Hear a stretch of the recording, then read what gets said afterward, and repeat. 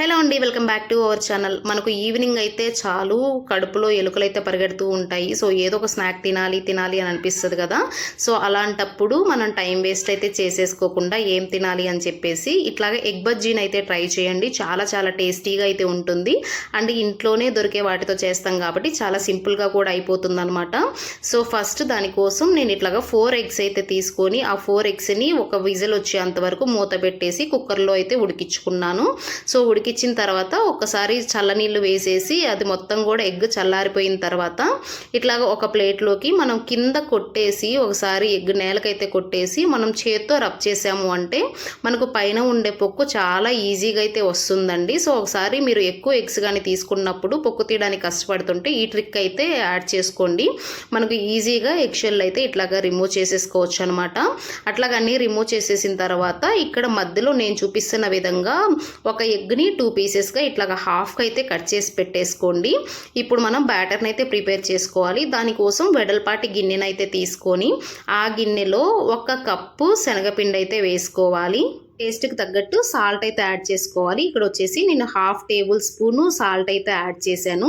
అలాగే మనకు రుచి మరింత పెంచేటందుకు అజ్వాని అయితే యాడ్ చేశాను. మనకు వాము అంటారు కదా, ఇది తినడం వల్ల మనకు పొట్టలో కూడా చాలా మంచిది అనమాట. సో అలాగే టేస్ట్కి తగ్గట్టు కారము 1/2 టేబుల్ స్పూన్ వాడాను.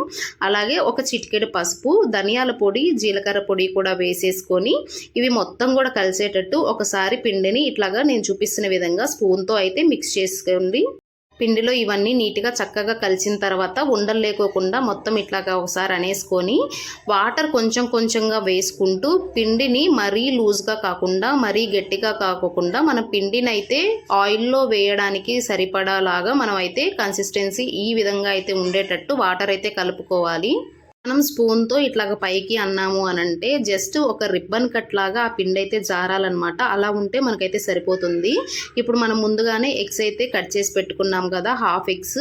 మీరు కావాలి అంటే ఫుల్ ఎగ్స్ కూడా వాడొచ్చు. నేనైతే ఇక్కడ 1/2 ఎగ్స్ తీసుకొని ఇప్పుడు ఈ పిండిలో వేసేసి ఎగ్ అంతా మునిగేటట్టు ఒక స్పూన్ సహాయంతో ఎగ్ మీద అంతా కూడా ఈ బ్యాటర్ని అయితే వేస్తున్నాను. ఇప్పుడు డీప్ ఫ్రైకి సరిపడా ఆయిల్ అయితే పెట్టుకొని ఆయిల్ హీట్ ఎక్కిన తర్వాత మీడియం ఫ్లేమ్లోకి అడ్జస్ట్ చేసుకొని ఇప్పుడు ఒక్కొక్క ఎగ్ని ఇట్లాగ పిండిలో మనం ముంచేసుకొని మొత్తం కూడా ఆయిల్లోకి అయితే వేసుకోవాలన్నమాట.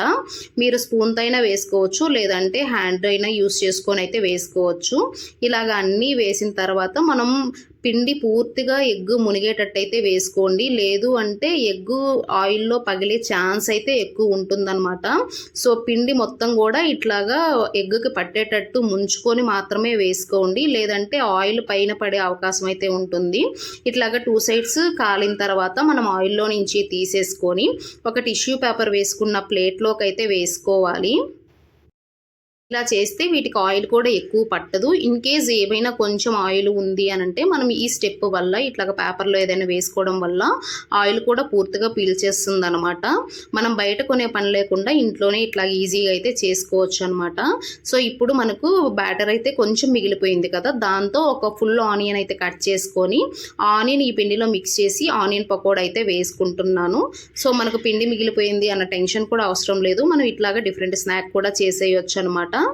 ఇలాగా ఆనియన్ పకోడీ కూడా రెడీ అయిపోయిన తర్వాత అది కూడా తీసి పక్కనైతే పెట్టేసుకోండి. ఇప్పుడు మనం బయట షాప్స్లో ఈ ఎగ్ బజ్జీ ఎలా చేస్తారో మనం కూడా ఇంట్లోనే అలాగే చేసుకోవచ్చు. సో ఇప్పుడు రెడీ అయిన ఎగ్ బజ్జీని తీసుకొని నేను ఇట్లా మధ్యలో హాఫ్కి అయితే కట్ చేసి పెట్టేసుకొని ఒక ఆనియన్ని కొంచెం సన్నగా పీసెస్గా అయితే కట్ చేసి పెట్టేసుకున్నాను. అవి లోపలికైతే స్టఫ్ చేసేసి దీంతోనే ఉప్పు కారము అయితే యాడ్ చేసుకున్నాను. మీరు కావాలంటే ఇంకా వేరే మసాలాస్ కూడా యాడ్ చేసుకొని దాంతోపాటు సన్నగా కట్ చేసుకున్న కొత్తిమీర అలాగే లెమన్ జ్యూస్ కూడా పిండేసుకోండి మీకు ఇష్టమైతే. నేను జస్ట్ ఇట్లాగా ఆనియన్ ఉప్పు కారం అయితే వేసుకుంటున్నాను. సో చాలా చాలా బాగుంటాయండి టేస్ట్. నేను కూడా ఫస్ట్ టైమే ట్రై చేశాను, కానీ టేస్ట్ మాత్రం బయట షాప్స్లో వచ్చినట్టే వచ్చింది. సో మీకు ఎన్ని కావాలంటే అలాగా అన్నీ ఇలా కూడా ప్రిపేర్ చేసుకొని హ్యాపీగా ఆనియన్స్తో సర్వ్ చేసుకొని ఇన్ కేస్ మీకు చట్నీ కావాలి అని అంటే సాస్తో కానీ టమోటా చట్నీతో కానీ సర్వ్ చేసుకొని అయితే తినొచ్చు. చాలా చాలా బాగుంటాయి ఇవి. ఒకసారి మీరు ఇంట్లో ట్రై చేసి తిన్నారు అనంటే ఇంకా బయట షాప్స్లో అస్సలు తినరు అనమాట. వీడియో నచ్చితే లైక్ చేసి షేర్ చేసి కామెంట్ చేయండి.